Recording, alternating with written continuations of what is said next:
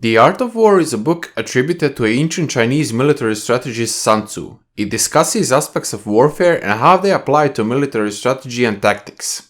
Since this is a personal finance and personal growth channel, I want to talk about how to dominate on a battlefield. Instead, I'll make this video a bit different by focusing on my favorite quotes from the book and draw a parallel to personal development, business, or something similar. These are the ways I see and interpret these quotes, with my own comparisons with our own day-to-day lives. But if you have something different or even better idea to what the lines might represent, feel free to leave them in the comments below so we can all gain more knowledge. Let me start off with the quotes I've heard multiple times even before I read the book, and let me know if you know where from. Here's a hint. If you know the enemy and know yourself, you need not fear the result of 100 battles. If you know yourself but not the enemy, for every victory gained you will also suffer a defeat. If you know neither the enemy nor yourself, you will succumb in every battle. Now, this can really be applied to a lot of aspects of life. One example in particular that makes me hear this quote in my head was looking at gamblers as slot machines. We all know that you can't actually make money on those things in the long term. The more you play, the more money you'll lose. And even if you get lucky but keep playing, you'll lose it in the long term. The enemy here is the lack of money, and many of them hope to take the battle to the casino. There were some who knew the enemy and knew themselves. They know you can't win money in the long term, and they came there to have fun with a set budget. Once they lost the amount, the game is over, and they never tried or even hoped to win that money back.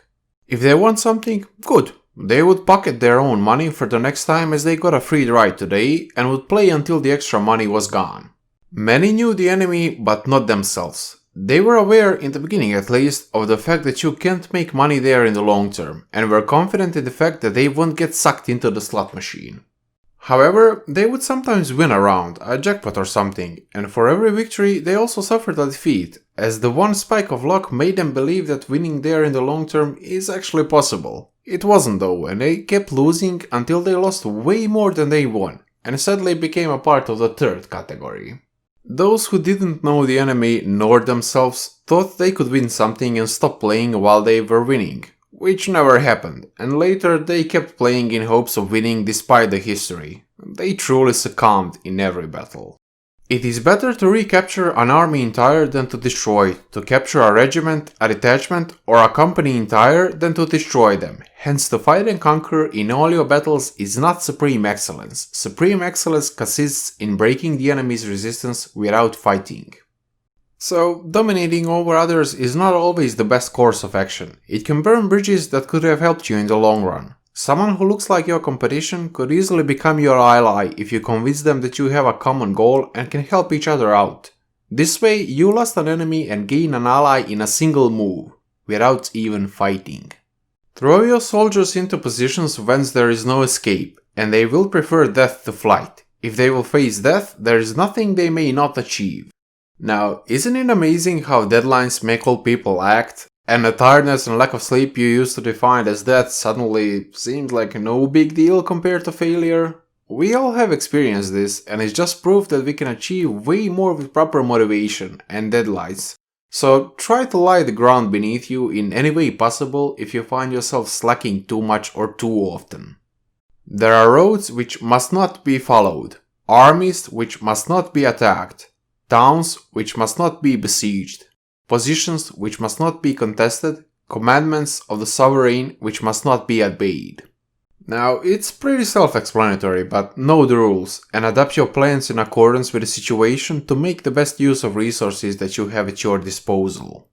The highest form of generalship is to balk the enemy's plans. The next best is to prevent the junction of the enemy's forces. The next in order is to attack the enemy's army in the field. And the worst policy of all is to besiege walled cities. The probably best thing you can do to get ahead in life is to plan things ahead and be prepared.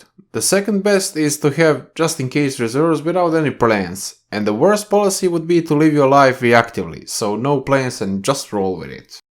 And this is especially true when it comes to the things that we all know will eventually come in life, yet we never actively prepare for them as we have time.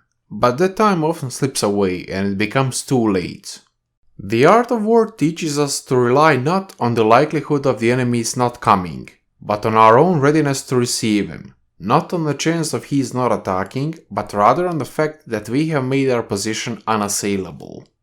The good fighters of old first put themselves beyond the possibility of defeat, and then waited for an opportunity of defeating the enemy. To secure ourselves against defeat lies in our own hands, but the opportunity of defeating the enemy is provided by the enemy himself. This reminds us to always have a margin of safety in all our actions, especially in business and investing, and then look for opportunities to realize gains. Thus, we may know that there are 5 essentials for victory. He will win who knows when to fight and when not to fight. He will win who knows how to handle both superior and inferior forces. He will win whose army is animated by the same spirit throughout all its ranks. He will win who prepared himself, waits to take the enemy unprepared. He will win who has military capacity and is not interfered with by the sovereign.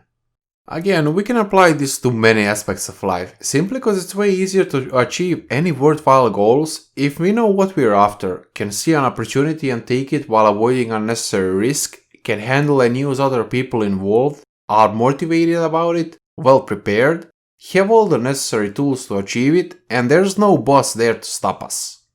The control of a large force is the same principle as the control of a few men. It's merely a question of dividing up their numbers. This is a good reminder that any task, adventure or goal, no matter how big it is, can be divided into smaller steps and get completed one step at a time. It's not a bigger hustle, it just takes a bit more time. There are not more than 5 primary colors: blue, yellow, red, white and black. Yet in combination they produce more hues than can ever be seen. There is a great potential in many things and many of us, especially you. Yes, you. Don't let it go to waste. Use your imagination to create the best possible outcomes and get the best results with the tools that are already at your disposal. Whoever is first in the field and awaits the coming of the enemy will be fresh for the fight. Whoever is second in the field and has to hasten to the battle will arrive exhausted. Therefore, the clever combatant imposes his will on the enemy, but does not allow enemy's will to be imposed on him. If you can be the first or the best at whatever you're doing, you'll be at a big advantage. However, that's not always possible, so don't let the pressure from the competition put you down. Don't let the competition convince you that they're better than you. Prove them wrong instead. For should the enemy strengthen his van, he will weaken his rear. Should he strengthen his rear, he will weaken his van. Should he strengthen his left, he will weaken his right. Should he strengthen his right, he will weaken his left. If he sends reinforcements everywhere, he will everywhere be weak. There is an equivalent summed up version of this by Frederick the Great. He who defends everything defends nothing. It's oftentimes a mistake to try to learn many unrelated things at once, or simply jumping from one thing to another before we become actually good at the first thing. This leaves many people being okay at a lot of things, but really not good at anything. This can also be applied to working on multiple unrelated projects at once. No single project will ever get the full attention and creative focus that it demands, and it can cause some or even all of them to fail. Water shapes its course according to the nature of the ground over which it flows. The soldier works out his victory in relation to the foe whom he is facing. Therefore, just as water retains no constant shape, so in warfare there are no constant conditions.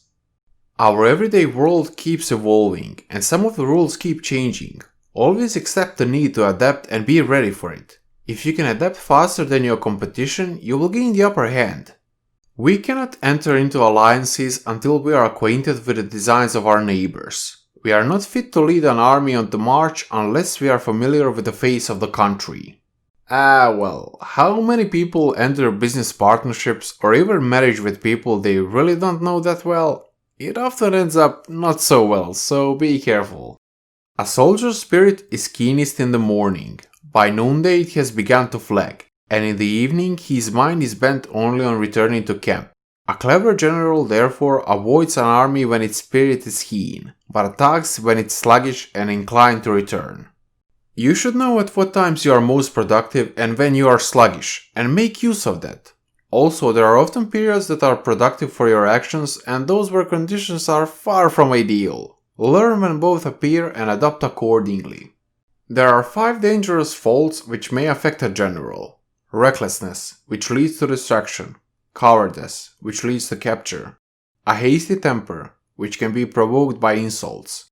A delicacy of honor, which is sensitive to shame.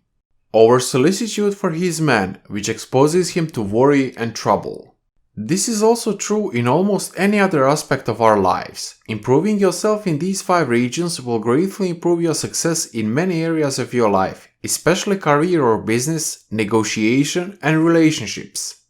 If you are careful of your men and camp on hard ground, the army will be free from disease of every kind, and this will spell victory.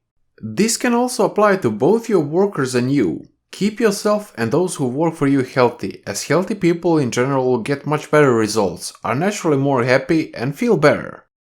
When the common soldiers are too strong and their officers too weak, the result is insubordination. When the officers are too strong and the common soldiers too weak, the result is collapse. This could be a very good tip for anyone running a business and/or managing people, especially if you manage the managers too. The resulting behavior of managers and workers beneath them can reveal which one is strong or excelling and which one is weak or underperforming. There is another great quote that describes exactly how any manager should not behave, so make sure you do the opposite. When the general is weak and without authority, when his orders are not clear and distinct, when there are no fixed duties assigned to officers and men, and the ranks are formed in a slovenly haphazard manner, the result is utter disorganization. The general who advances without coveting fame and retreats without fearing disgrace, whose only thought is to protect his country and do good service to his sovereign, is the jewel of the kingdom. In our day-to-day lives, we take other people's opinions into consideration way too much and way too often. Don't put yourself down to impress others or to avoid negative comments from others if you know the actions would be beneficial for you. Regard your soldiers as your children, and they will follow you into the deepest valleys. Look upon them as your own beloved sons, and they will stand by you even unto death. If you treat your workers, partners, colleagues, etc. with love and respect and build a legitimate rapport, they are going to be way more likely to stick with you and help you out if things get tough. Be nice to others no matter who they are, and they might return the favor when you need it the most. And a final quote that fits the theme of this channel really nicely. What enables the wise sovereign and the good general to strike and conquer and achieve things beyond the reach of ordinary man is foreknowledge. Keep learning and expanding your horizons. The more useful and up-to-date knowledge you obtain, the higher the chances of your success will be and the more opportunities will be available to you. Knowing how to use or market the skills you already have or upgrade them effectively will also give you an edge over the others. And I really hope this video helped you with that, so thank you for watching, and make sure to get the book and read it or listen to the audio version. It's short but really wisdom-packed, and it's in the public domain also.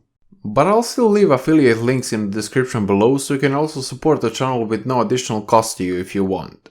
As a final note, let me just clarify that these are just my views of ancient wisdom. It's not any kind of advice. With that out of the way, there's one new book out every week, so feel free to leave suggestions to which book I should be reading next, and also feel free to subscribe for more content, leave a like on the video so more people can actually see it, and share it with a friend if you think it will help them. I'll see you next week, so enjoy the rest of your day. Bye bye!